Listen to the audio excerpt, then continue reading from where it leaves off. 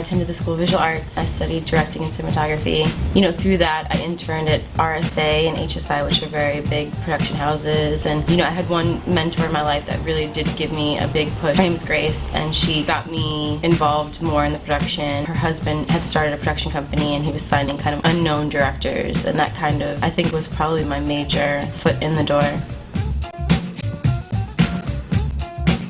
It did kind of break me down a little bit. You know, I'd go into an office with like, you know, a huge executive. I'd be pitching myself as a director for an artist. I've heard things like, oh really, you're just doing this because you want to model. You know, you just kind of have to take it for what it is.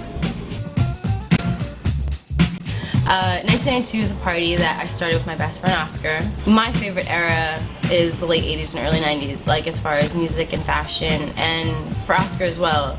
We created a huge following. We got a lot of press. We were in the New York Times, the Style section, ID magazine, Trace magazine, and that again was another love project. We didn't really put much thought into it. We just kind of did it. It was monthly. We started it in 2006.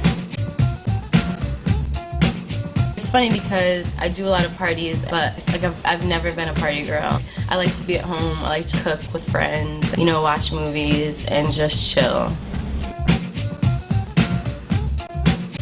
My family didn't have money, so I couldn't afford any like cool clothes. So I would go to the Salvation Army and just restitch a dress or cut something up and make it into something new. It always came out of a need.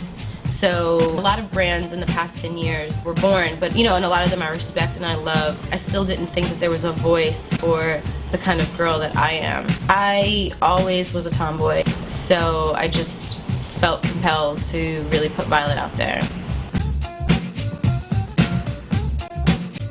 You know, I don't really have that many. I've always been quality over quantity. Actually, I'm sitting in front of one of my favorite pairs, which is...